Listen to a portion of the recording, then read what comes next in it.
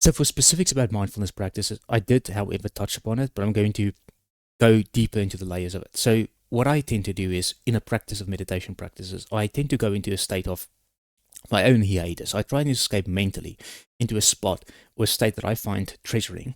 And within that, I might make it out. Like, it may change from day to day or from time to time or from moment to moment. So it's some days it's going to be looking a bit different. Other days it's going to be looking quite the same. Similarly, there's going to be a trajectory to how I spot and keep the place as it is.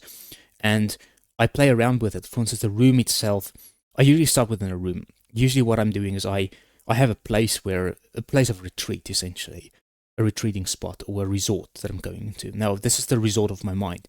And that resort, I create that as I wish. I create the story behind it as I wish. But normally I start with a shape or color. So for instance, light green or emerald. Immediately when I'm thinking about emerald or light green, I have the spacing coming in with it. So the nice thing about it is I use the color as a spawn and the shapes as a spawn. So I could picture, for instance, a triangle, or I could picture an octagon. That's going to be a harder shape to kind of picture, but I could play around with it, or even a circle. So immediately when I'm thinking about, let's say, a triangle, I'm thinking about for instance, not a basin, but I'm thinking about a firing pit. So it immediately comes into my mind. An octagon brings more, a chateau element to it, and when I'm thinking about a circle, I immediately think about a kind of a rendezvous spot or a shack, something like that. So that I don't really want to go after that, of course. That makes no sense. So I don't want to have a round. So I play around with shapes. So maybe I have a bit of a contour, like a polygon. I get something like a forest. The contour of a forest trees gives me a bit of a shape of a polygon. So I immediately have the forest in my mind. Then I play a bit around with colors. For instance, I can mix or mesh the polygon with a triangle or with a square in the middle. And then I have the idea of a house, like being a square or a room within the center of a forest, something like that. So the way that I spawn the place of my habituary or my sanctity, my spot of sanctity, is by using shapes and colors, essentially to spawn ideas around it. And the surrounding ideas would be used to contour and converse with the spot of my memory of my mind that I've just created. So to get the picture to get the spot that I really want to retreat in, the retreating spot, I use pictures, I use things like symbols. Could even be used, specific syllables, things to keep repeating, repetition, or shapes, or perhaps formulations even, or formulas if you really want. I don't really want to go do the mathematics of it as well, but you can even use formulas if you really want to use formulas to get your spot of zen and peace, essentially. So I play around with it, and then what I do is, within the first instance of the periphery of my scene, I would start walking away. I start walking about and exploring the area. So sometimes it's the same area. For instance, I have an idea of a house and a room, smaller house, almost like a cottage attached to a house or a unit. Like a 4-bedroom house and a cottage next to it, where I basically would spend the rest of my time in. Sometimes I would go into the cottage. There's a book or a shelf at the far end of it, and there are linen as well as cleanly washed clothes. On top of that, there's bedding that's washed there, and I can kind of smell it, and I have an idea of fragrance. So I use and employ a lot of color, vigor, scent, smell, aroma, fragrance into my scene as much as I can. So I cement that all into the idea or the embroidery of my experience as much as possible, the amalgamation of my experience. Now, for you, it might look different. You may choose to single out a specific thought or a specific scent or a mode of interpretation, like let's say auditory or visually or kinesthetic. You might feel the fragrance or the touch of. So I use all of them within the confines of my mind. Like, I don't discriminate against anything.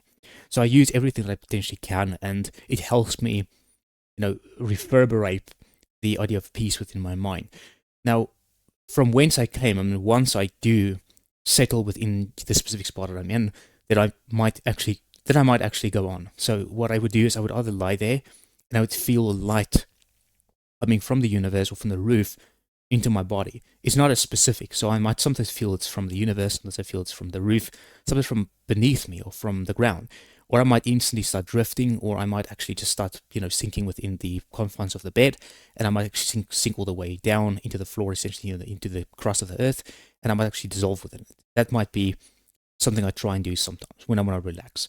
Other times I would stand up and I would go outside, and my mind would reveal the next scene constantly. And there is a goal. I have a goal that I'm kind of working towards. So it's not just as if I've randomly or spawning different events just for the sake of doing it. I have a specific goal that I'm going after.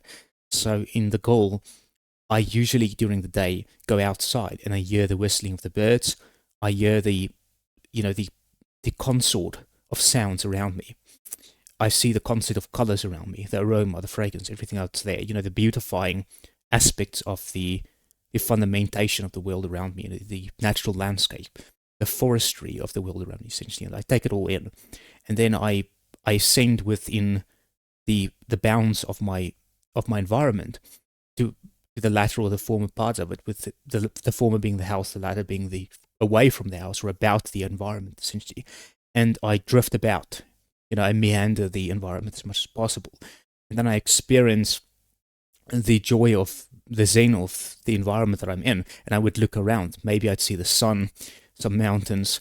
I'm usually in the meadow, usually confined within the meadow, the sphere, with birds singing, because I find that wholesome and non-crooked and really just peaceful and serene. So I usually just do picture that. I also like trees a lot, so I would picture not very tall, bunyip trees or anything like that, but smaller trees.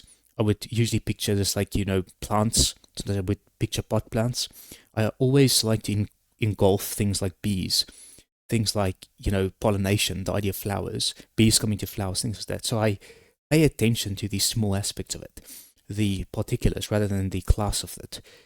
Small things that I can see, small things make the world go around, as they say, So usually I just pick the small things and I would pay a lot of attention to it.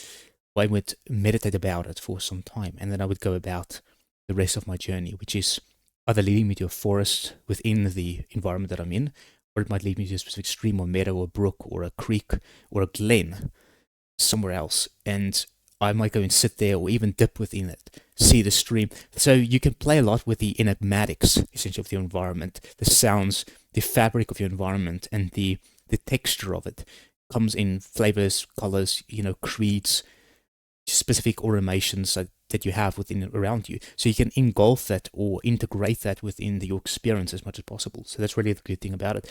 And so I would sit and just ponder around, think about whatever the environment is blissfully giving me in the moment and offering me in the moment. So that kind of is the holy grail to me, is seeing the moment for what it is, but also taking as much as I can from it. And then going around and essentially just looking at what my mind is giving me next. Sometimes I would just take it from there and I would sit and see and look around me, or look at the sky, see clouds, and just let my mind kind of float and characterize a specific image or a picture. So not something imminent, not something unique or discrete, but something new, something I've seen before. Maybe it's respawning from or recursing from a previous event. So I might do that.